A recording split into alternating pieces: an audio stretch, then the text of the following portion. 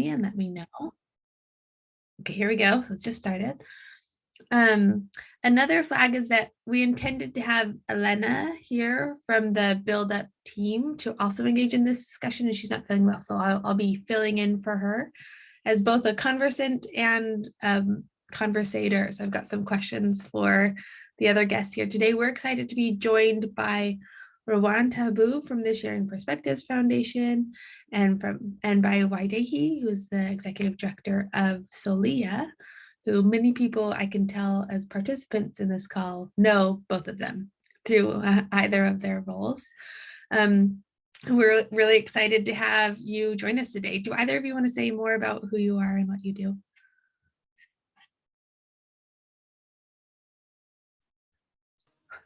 Rowan, I'll let you go first. Okay, so thank you, Adi. My name is Rawan Tahub, as Julie told you. I'm currently in Palestine. I work with Sharing Perspectives Foundation on virtual exchanges. So I do facilitation as well as program creation or development. I've also got my students at Hebron University to take part in those projects. So I played a bit of different roles in virtual exchange, and would love to be sharing this all with you today. As Julie said, I represent Solia. We are a not-for-profit based out of New York and Tunis, and we've been doing virtual exchange work for coming up to 19 years. And so building that trust in that online space is really sort of the core of being able to have impact in that space. And so I'm very excited to join this conversation. Thank you. Waidehi, you were building trust online before it was cool, before it was needed, before there was Zoom. It's true. Yeah, I'm excited to see what comes out of this. So a few participation guidelines for those who are tuning in to this webinar. We will be taking questions. So we're going to spend some time talking, and then we'll have time for questions to each other and questions from you as well. So if you have them throughout the presentation, please use the Q&A function that's at the bottom of your Zoom screen.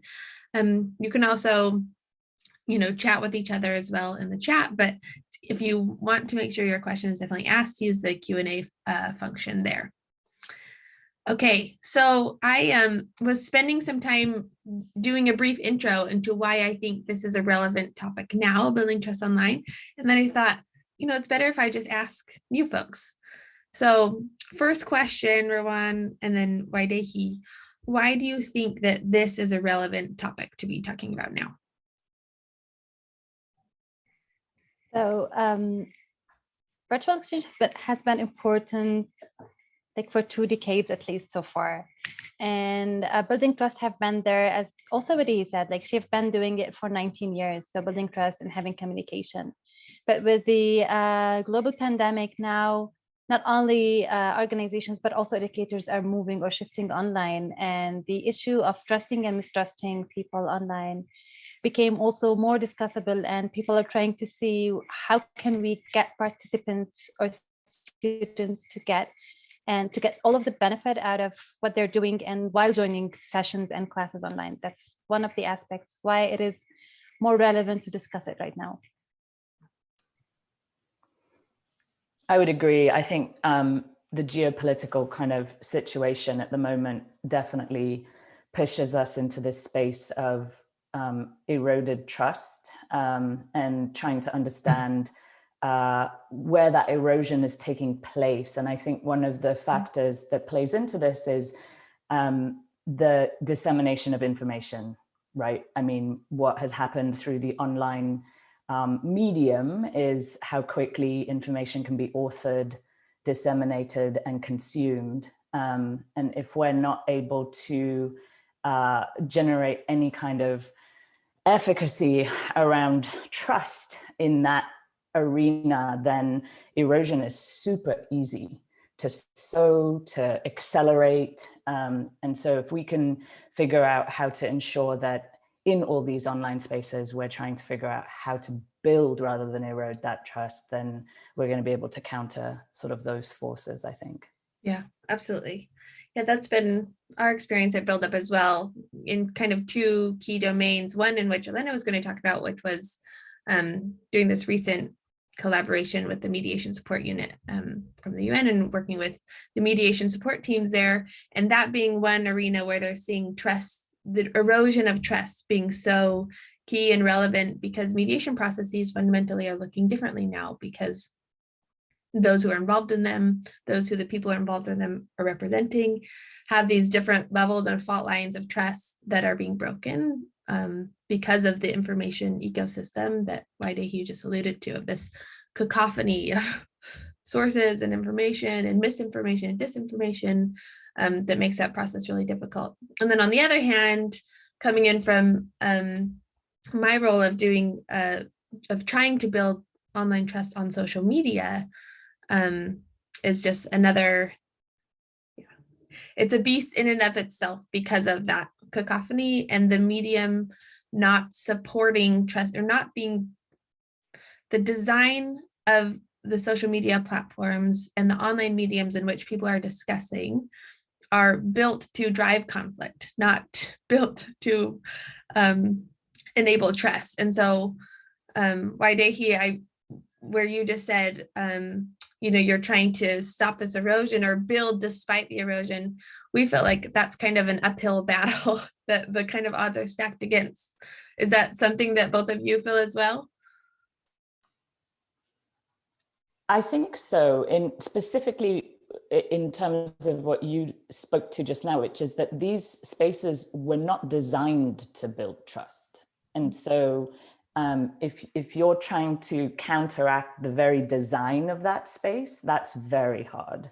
And so I think, from where we sit, we see it as the thing that we can contribute to as an organization is imbuing the skills in the users of these spaces to have the ability to be responsible consumers and users of these spaces from that perspective. And so, you're not kind of countering the force of the social media engine, you're creating consumers and users who approach from a different way. Does that make sense? Yeah, I like that. Also an uphill battle, by the way, because you have to do it a person at a time, but still. Yeah, right. But over 17 years of doing it, there creates some groundswell.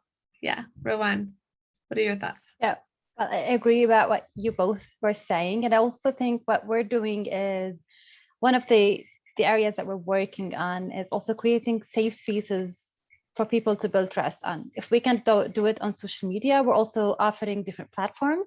And like Sharing Perspectives Foundations works with Solia. So at the end, together, we're working on creating these safe spaces for people to come to trust each other, to build good relationships, and to start also countering the conflict and finding conflict resolution in terms of mistrusting of information and online.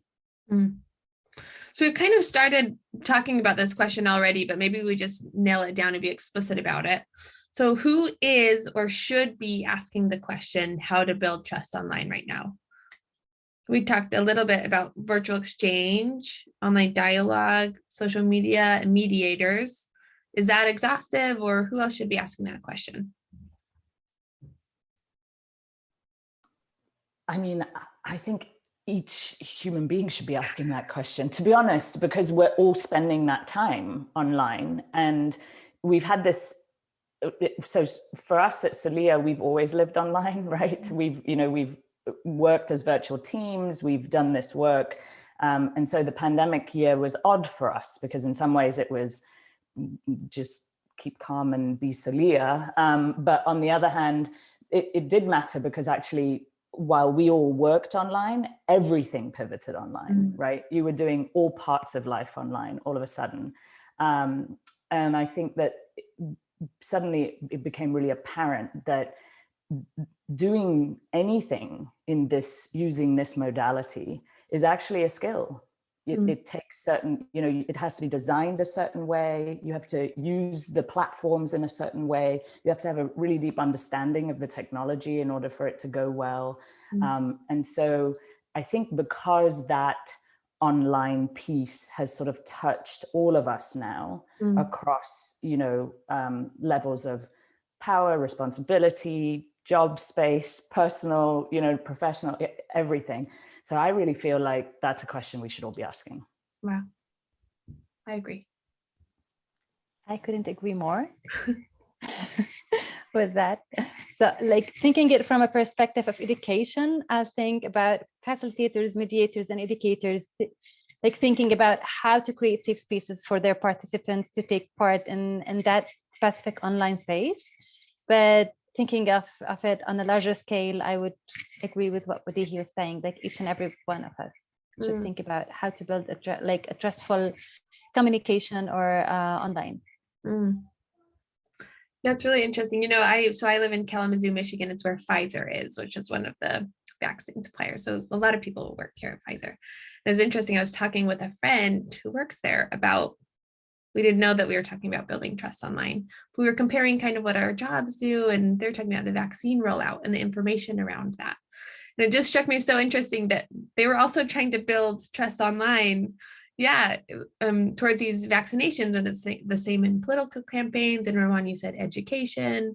And we have this now like common platform for interaction that we're in every domain trying to figure out. And it touches our domains maybe really deeply, because if we're working towards peace building or towards changing people's attitudes towards each other, that trust is more essential that way. I also think there's macro and micro pieces to this. As much as we're seeing sort of an erosion of trust at the interpersonal level, at the community level, we're also, and maybe this is ubiquitous and is always around to some measure, but I think we're seeing a heightened erosion of trust in institutions in general, right? And I think that erosion is the one that's sort of most startling, and the one that I think we bear a responsibility to really pay attention to and think about as a peace building community. How do we help to tackle that? Yeah, absolutely. Yeah, we're working right now on a book chapter, kind of mapping out these different modes or archetypes of polarization. And we found, and what we're seeing in our work online on social media, at least, is that kind of this final archetype is the erosion of institutions and community norms. And so the norms now, or the norms that once sort of guided our social behavior and interaction, are very different now. And now, I don't know how you guys feel or experience this, but it seems like if you ask an active listening question, or if you ask a question with empathy or curiosity, that's against the norm. It's like standing backwards in an elevator. People are like, what are you doing? That's not how we talk here. And so that's a really difficult thing to go against, is that the sort of the river is flowing really swiftly the other way towards the distrust, and that's reified in our norms and in our distrust of institutions. It's difficult. So another question here, because we kind of talked about who is or should be asking the question, and we've started in this already, but why is trust complicated online? Rowan, please, I feel like I jump in every time she asks a question, so please just talk over me as you need to. I actually think it's really important, first of all, to say building trust is a process, whether you're doing it online or in person, and it's not easy to do. And I think that we've gotten into the mindset that because we had to pivot to online, that in some ways online is specifically more difficult. And I think that there's nuance there, and I think it starts with, again, going back to the design process. If what you're doing was designed to be in person and it got pivoted to online, that presents really specific challenges, because there were things you intended to do to build trust in person that, you can't just pivot like that, right? But I do think that trust building online is possible if the process itself is designed with that modality in mind. I think so that pivot piece is, I think, where people found it the hardest. You're taking something that was designed to be done this way, and you're trying to do it this way. Right. And I think that's been a hurdle. Yeah. That's something we've seen a lot of this year with people doing the adaptation, is just mirroring. And we know that doesn't work. If you're going to do a full day session, you can't just mirror that to be online and have it work the same way. Rowan, what are your thoughts on this question? Well, it's a little bit more about the conspiracy theory and people being suspicious all the time from any move online. Like, they're suspicious in the real life. So and then moving everything online and not knowing people, not seeing like the interactions, not feeling, or like like the element of touch is also really important for building trust. And losing all of these elements suddenly, so it's not like you're doing partially things online and partially you're still living your daily life, but everything shifted online. Even shopping became online. So it was like minimal, and like suddenly everybody's shopping online, everybody's doing everything online. So thinking about all of it, how should I trust everybody online?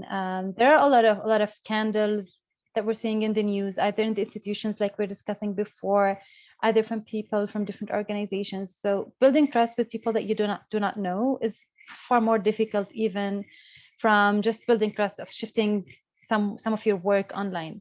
Still, you still can't read like the body language of people. So we know each other online. I can still like, it's still difficult to read the facial expressions sometimes from people that when you work together. So what about meeting people for the first time online and just trying to build trust with them over time?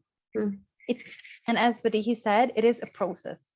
So it takes time. It takes a lot of activities, a lot of I wouldn't say programs, but like, a pedagogy that is built to build trust between people.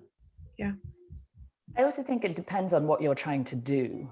Like, what is it you're trying to do? What is the program? What is the moment? What is if, and how you build that trust is very tied to what end. So, for example, if you're trying to build trust that allows a group to engage in difficult conversations, then you're going to be very deliberate about that. And the first thing you're going to do is create a compact with the people who are engaging in the process. I think there's a way in which being online forces you to be over communicative about intentions, and over communicative about frameworks and ground rule. I'm going to use the term ground rules. I prefer the term agreements, but that kind of notion of we're committing to this process. And so as part of that, we're committing to leaning into that notion of building that trust, and then, and that's easy. Okay, so fine, you can commit to that, but then the trust building happens again, almost kind of in parallel to the discussion, right? You start the discussion and it's designed with the idea that the deeper this gets, the deeper that trust gets. And for us, I think what's always been remarkable is how quickly people do that. If you know that you've got 2 hours for X number of weeks, it's amazing how quickly that builds. And then what we often find is participants who look back and say, I never thought it would happen, and I sort of got halfway through it and suddenly realized I actually entirely respect and trust these people, and I trust that we can have these conversations in a safe way. So it's always interesting to think about that reflection piece as well. Yeah. It also depends on the person, him or herself, because some people can open up easily and others take a lot of time to open up, and maybe after several weeks they're still taking a step backward and not wanting to share anything about themselves. So it depends again on the person. Yeah, I appreciate that, Waidehi, because we're kind of generalizing now because we're talking across different sort of domains and projects, but that a process is going to obviously look different. A mediation process will look different than a social media intervention process, will look different than an online dialogue or virtual exchange education process. And it's about tailoring the use of your online platforms to meet those goals. And what you said about sort of structuring or creating ground rules and agreements, that's something that rings true a lot for us as well, that you do have to over communicate. Anything that's implicit in an online setting, or in an offline setting, has to be explicit online. It takes longer to explain, longer to set up, to visualize, etc. And then you also touched on something we also find to be true on kind of social media and the mediation space as well, is that self-disclosure happens earlier online, which is like a key vehicle for relationship and trust building. And it's this interesting dynamic. It kind of speaks to not only what are the challenges of building trust online, but what are the possibilities of building trust online. And that's one of them that we see as well, that you named, that people are kind of surprised that, wow, how did we get so far? And it's interesting that the screen plays kind of this like, the screen plays this role of being able to contribute to a safe space, and that it feels like some sort of barrier that one can pull up and down based on how much comfort they're feeling or trust in the space. I agree. I think it impacts the level of bravery that takes place. And it's, I mean, you could argue there's lots of reasons where, because you're meeting on an online space, you feel like you can wade in harder because you don't have to see that person tomorrow, whereas when you're in person, you might bump into them. And so I think there's definitely a little of that, but to a degree, I think that the fact that the screen creates that bravery is you can use that in your process quite intentionally. So yeah, I think the other thing about, this sounds very elementary, but I do think it shouldn't be overlooked. One of the things that social media spaces are not designed for is moderation. One of the reasons that design accelerates to conflict is because there isn't space for moderation. And I do think that in any other moment, when you're trying to create a trustful space online, the role of a moderator is imperative. And facilitators are something that you both use in your programs. If you want to say more about that, Rowan. Yes, so we have trained facilitators to facilitate these sessions and the discussion. So because we're aiming for a fruitful dialogue between participants in each and every session, those facilitators assure a safe space, a fair participation from all participants, and also are responsible to help participants to initiate their dialogues. So they use a lot of activities, and I think that answers one of the questions in the Q&A as well. So a facilitator uses a lot of activities to build relationships, to foster clarity between participants.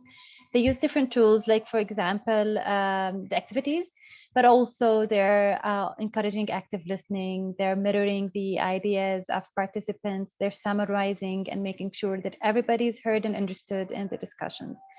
And that idea of facilitators helping participants and assuring that conflict does not arise, or if conflict arises, they are there to help participants together to come over this conflict, is a way of opening different spaces and safe spaces and trustful relationships between the group, at least inside the discussions or the sessions.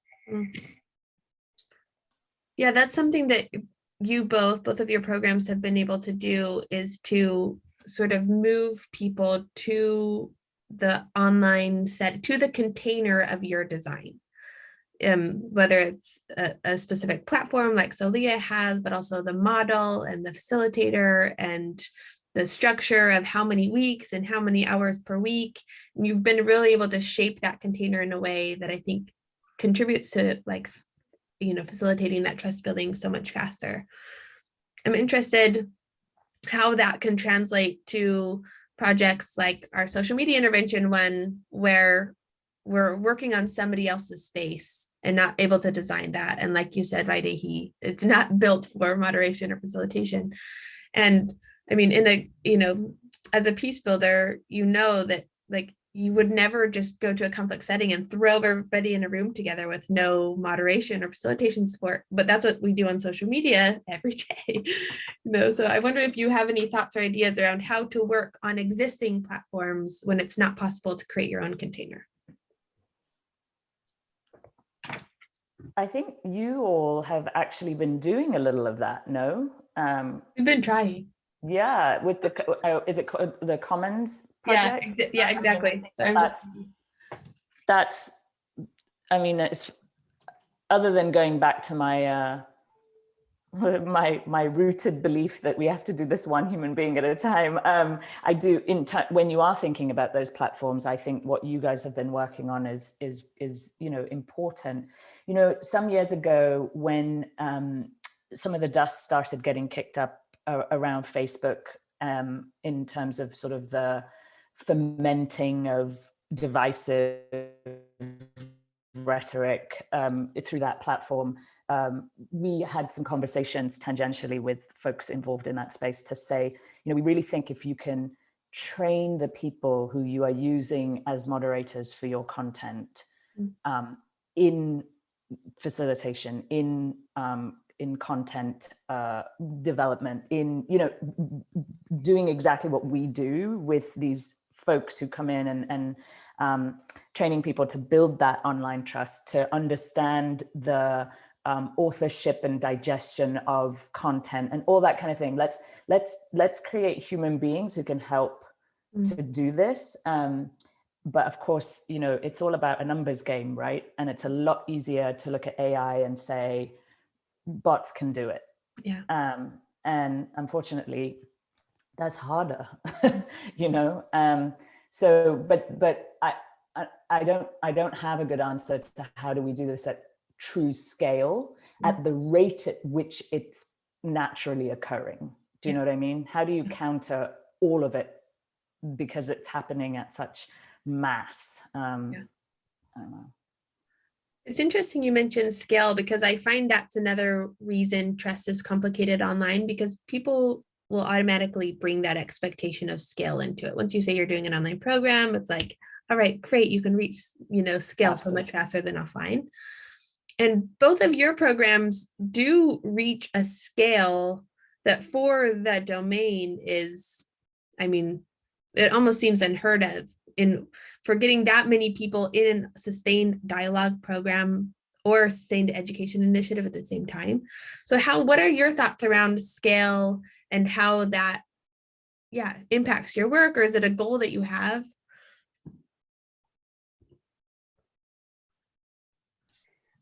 Well, talking about scale is not easy because the more that you work, you're still working in a dot, like we say in Arabic, dot in a sea, where it's like so minimal with the global population.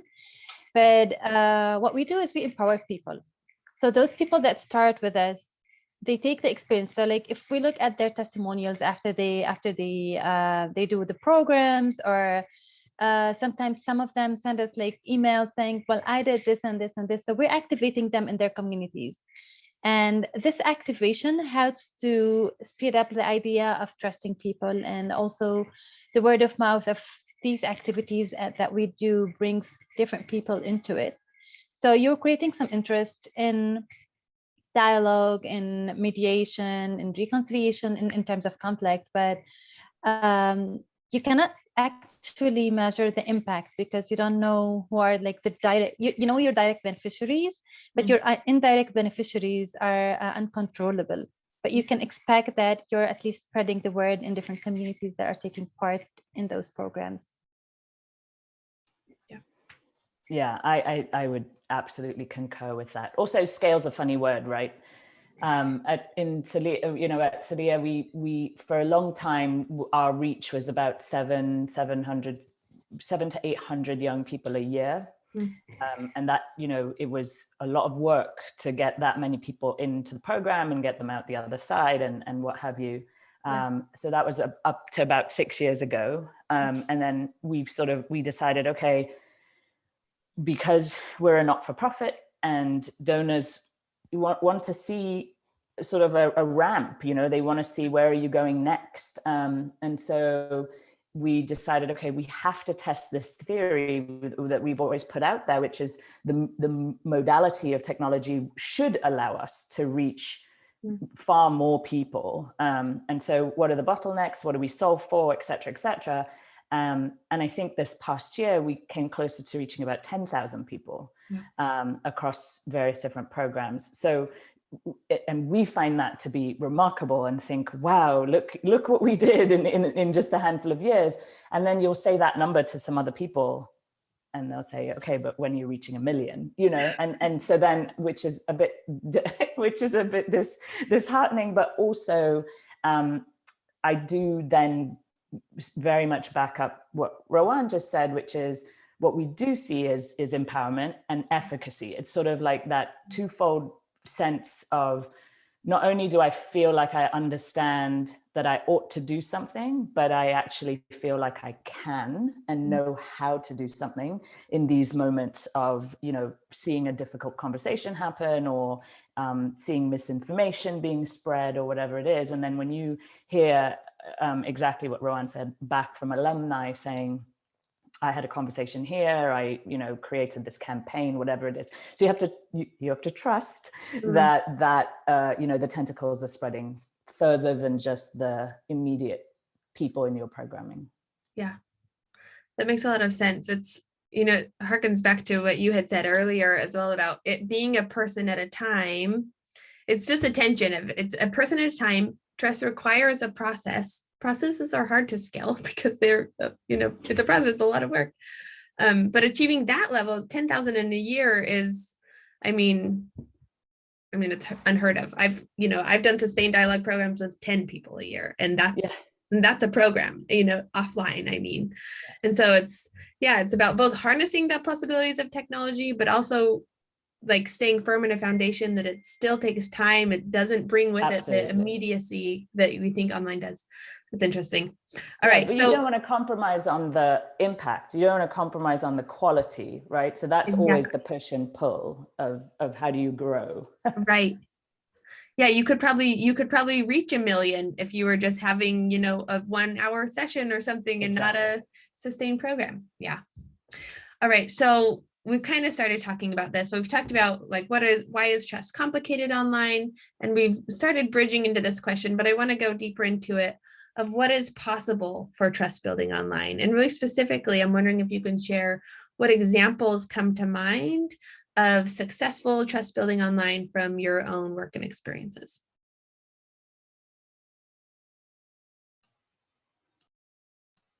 Rowan, I'm going to let you go. So how can I have plenty of experiences with my students and my participants as well when I'm facilitating. It's not easy, but it's not hard as well to start building trust, as we said before. So once you create that safe space that they can discuss together, they can express their feelings. There are a lot of participants who start sharing about their personal lives, their own experiences. I would say about 2 years ago in one of the technology and society programs that we were having for participants from the MENA region, one participant just stepped up and said well, I had a really bad experience with technology, and especially she was blackmailed on her Facebook account. So she had to turn off everything that is related to technology, and she was forced to take that part in that specific program, because it was offered by her university as part of her programs. But then she was super happy that she met a lot of people. She also expressed her feeling that, okay, I had a really bad experience with technology, but now I'm meeting with different people and I don't have to worry about sharing my experience itself, like the bad experience, but also learning from others and different experiences. So even if you have a bad experience, you can still build trust. Yeah, I know it's minimal because they met for 6 weeks, and then afterwards you need to continue building trust afterwards. But that is one of the stories. Others Other participants start sharing their experiences in traveling, for example, and what happened with them. And asking advice is sometimes from different participants is something that we quite often see, which is like something strange for somebody to say, like asking a stranger for advice, but then they're starting to warm up to each other, trusting in the judgment of each other. That doesn't happen every time, but those are experiences that we witness in some of our programming. Also, being able to share and express your opinion and not being afraid of sharing it in front of others is something highly important. Because we work with MENA region and Europe in Sharing Perspectives Foundation, it's always interesting to listen, like to hear from experiences, for example, from Syrian participants, when they say about what they're suffering, and it's like an opportunity for them to connect with the outer world of Syria and to discuss different topics. It doesn't have to be political. They can talk about the climate, they can talk about technology, but it's also giving them an opportunity to meet different people, to trust different people, and share their own experiences in their country and what could be done further. Yeah, I think you create a powerful opportunity for people to hold and share their stories. And I think that, in contrast with their stories being told by media, or their communities, or politicians, or whoever it is, I think that is, we consistently find that to be something that is powerful. And so there's lots of stories, right, over the years of young people who had, first of all, would never otherwise have the opportunity to meet people from these different disparate places, but also make assumptions, get those broken down, learn about, where their own stereotypes and biases come from, what their own triggers are, and how they play out in these spaces for building trust and engagement. So many, many stories like that. One recent story that speaks kind of to the importance, again, of designing these processes well, happened as part of our fairly new domestic program, where we gear to bring together all the incoming students on a campus.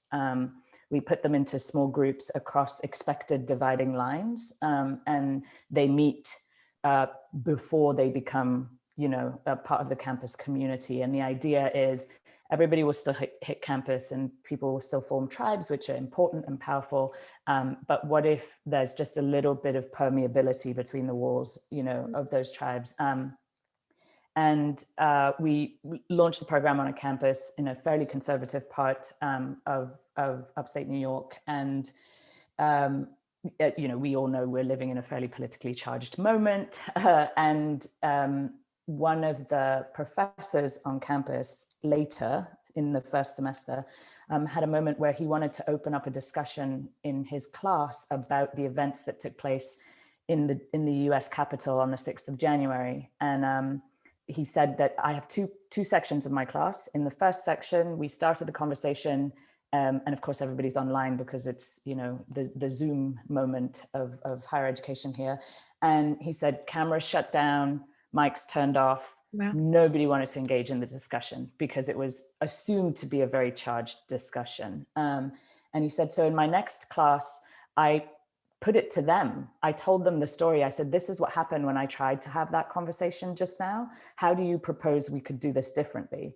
And one of the students said, why don't we do it the way we did it in 1YC, which is the domestic orientation program. Yeah. And so, the professor's reflection was, the students themselves told me how to design the classroom so that I could have them dive into this conversation.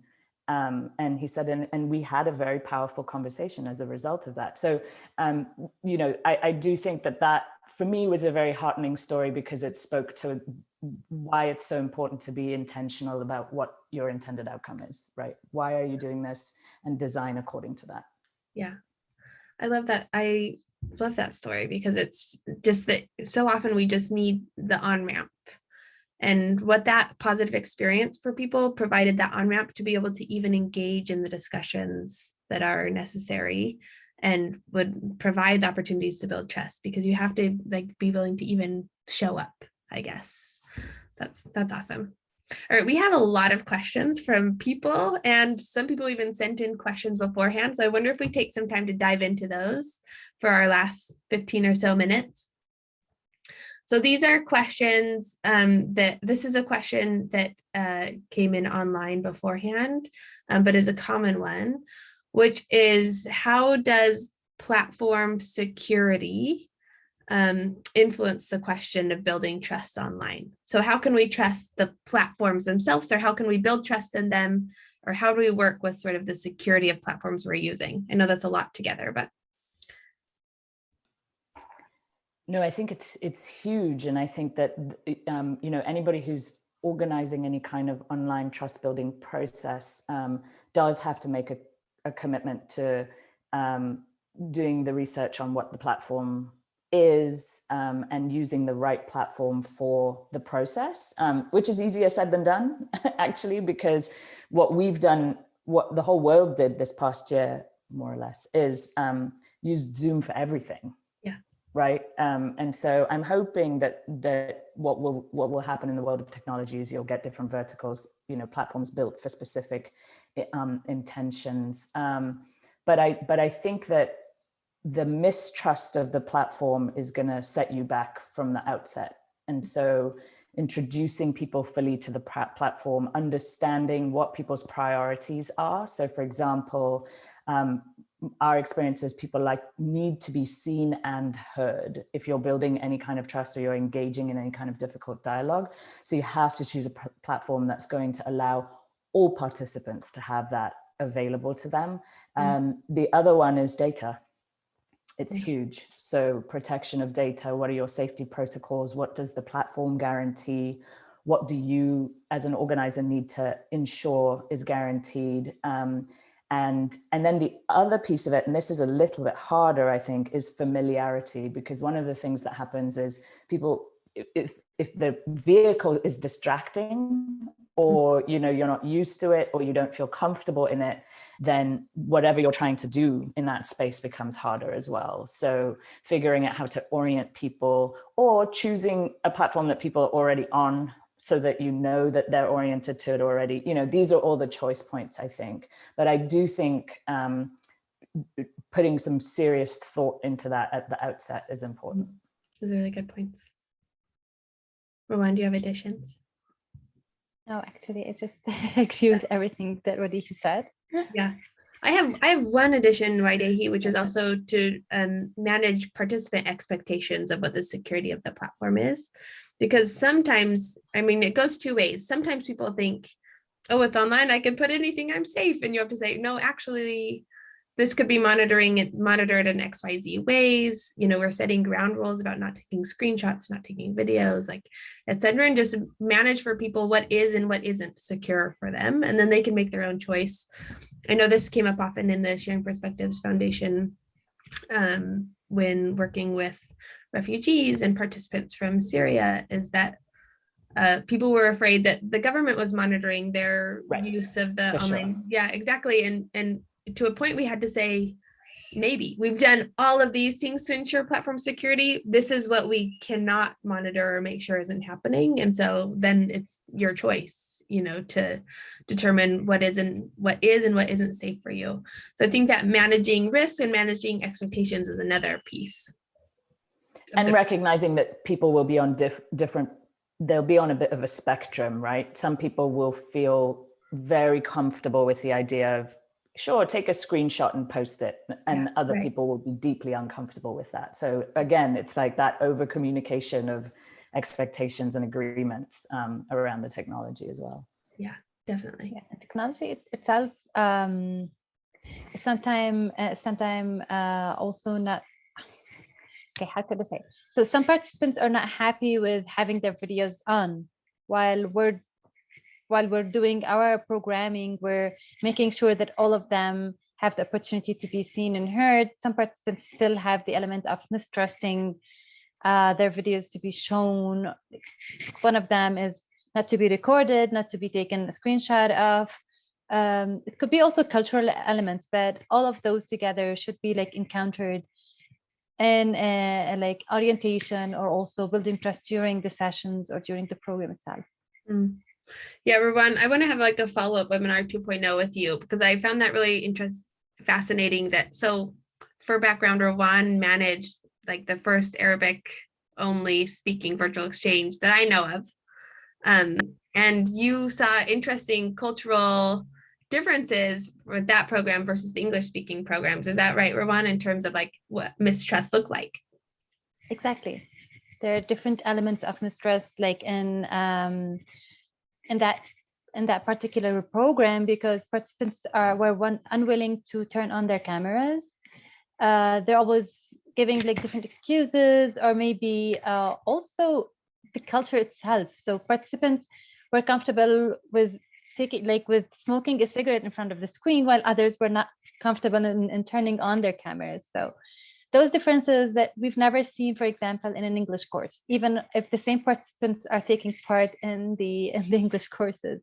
Yeah. So the expectations also plays a major role here. What is expected from, not their expectation, but what is expected from them, and how they're dealing with different cultures. Yeah. All right, so I think that's a good, at least a primer introduction on security and trust in tech. So I want to take one of the questions here that's in the Q&A. And this is from Ta. Sorry if I'm mispronouncing that. It says, I'm also curious about your thought on how multilingual spaces affect the dynamics of building trust online.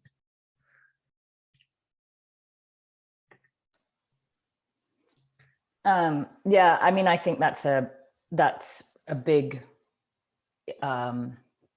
variable in building trust, right? And so when Salia first began back in 2002, 2003, the participants in the programming were coming only from the United States and the MENA region. And even within the MENA region, it was sort of quite narrow as to where they were coming from.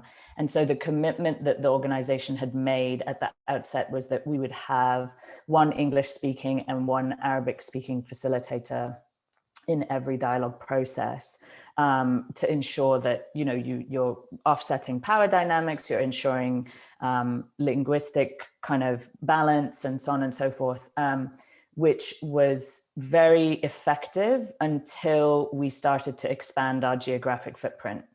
And so you know, as we started to go further into Europe, further into parts of the Middle East and North Africa, and then out into Asia, it was impossible to have someone who spoke every possible language. And so then, of course, the question was, well, can we use technology?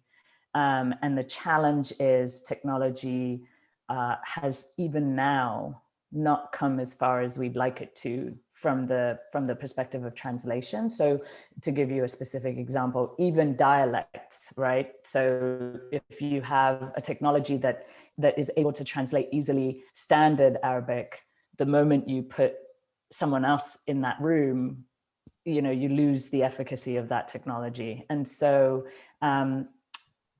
my thinking around it is you have to be upfront about that, in terms of, you know, there is a power dynamic caused by the fact that we're using a certain language. It, you know, creates an issue for, you know, the folks who are coming in and it's their third language or whatever it is. And so what we chose to do were two things. One, we have created some programming that takes place in English, Arabic, and French. But we also, based on demand, but we've also had lots of conversations with the folks coming into the programming to say, you know, what are the benefits or deficits of the fact that this programming is happening in English? And what we hear over and over again is, because it's a dialogue process and not a language learning process, a lot of people who are not native speakers of English find it to be a very nurturing environment for them to actually advance their skills with language, because they're having the opportunity to practice in kind of a much more natural setting. So that's what we get told over and over again, but we are very cognizant that it remains a deficit. From a facilitator point of view, one of the tricks that I use is that, for example, in the group, in the first session or session or two, we try to understand like which languages do we speak as a group, and then if we have like almost all of the time, but yeah, sometimes there might be some participants who do not speak. Only one participant speaks one language. But for example, if we have two people like speaking Italian, they can help each other with different words. And this way they feel that they're heard, they can help in some translation. So we don't want to shift it from the original language that we have. So if the program is in English, we want them to practice English as well, because it is helping them, as you said, it's enriching their language skills.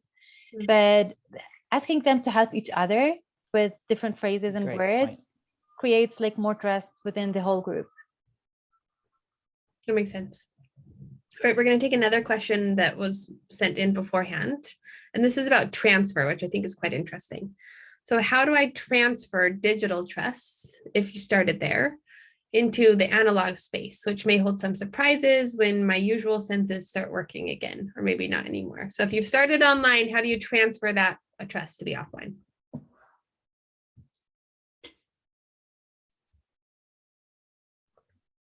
Want to go first or should I? You should go first. Okay.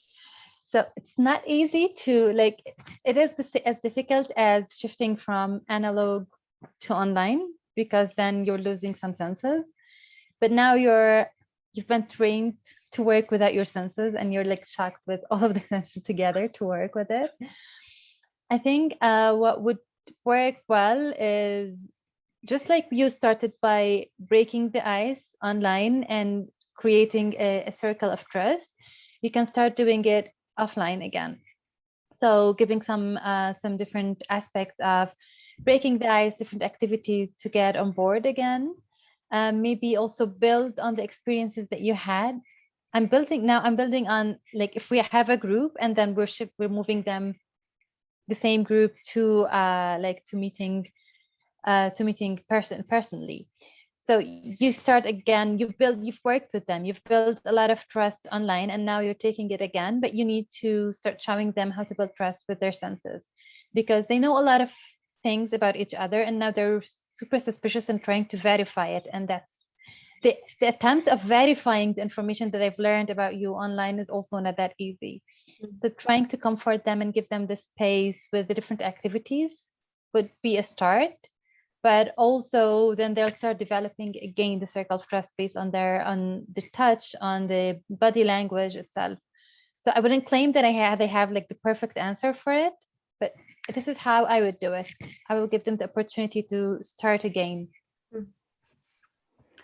I would even I would add to that I would start talking about that transition earlier. So, you know, as soon as you know that something's going to shift and you're going to be able to bring these people together in person, I think I would choose to think about ways in which you can maybe do some work still in that online setting, moving them to the notion of being in person. And that will come in the shape of what Rowan referred to in terms of certain activities, certain types of engagement with one another that would allow them to transition. Yeah. This is go one ahead. More point that I want to add, that some of our partner institutions use the virtual exchange itself as a preparation for the students before they go on actual mobility. So and it has proved to be beneficial for them in working. So they're introduced to different culture. They're introduced on how to act with different people, that also like avoiding the cultural shock, avoiding the xenophobia of not accepting the others because we don't know them, and then they travel and they have really good experience. So I don't think the shift is really dramatic as we might expect it after staying like 2 years online and now just meeting people again. Yeah. I think that speaks to everyone. That's what I was going to say as well, is that speaks to also an expectation of online trust building that I think some people think, oh, it's kind of a niche and you're either doing a program fully online or fully offline. But just to make aware of all of the possibilities in the middle, whether an online program is used in preparation or after a meeting happens in person, or specifically in the mediation space, we found that mediations, currently, especially over the last year, but the shift is happening towards these hybrid processes where some things are taking place online, others are taking place offline. And so that bridge and that transfer is an important element. And I liked what you said, Waidehi, about just again, that point of making it explicit by, bringing those expectations out that this is going to happen. Okay, that's all the time I think we have for questions today, but there are several more that we didn't get to. So I would just sort of invite everyone who has questions that are unanswered, or those who are still listening and want to know more. I think this is maybe a good point of invitation to just follow these different organizations and these people, Waidehi and Rowan, the Sharing Perspectives Foundation and Solia, who are building trust online. And Waidehi, I know you have trainings. Rowan, I know you're putting out resources. So a lot of the answers to these questions, or at least the explorations of these questions, are ongoing. So I wonder if I could get you both to put in the links to where people could find more into the chat.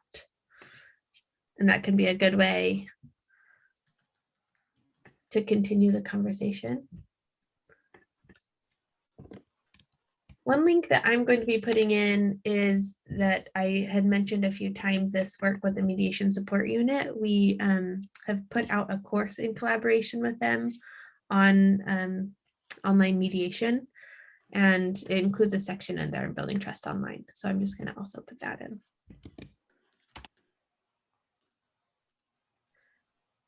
Okay, and I have one last plug, and then I'd love to give you an opportunity to say goodbye as well.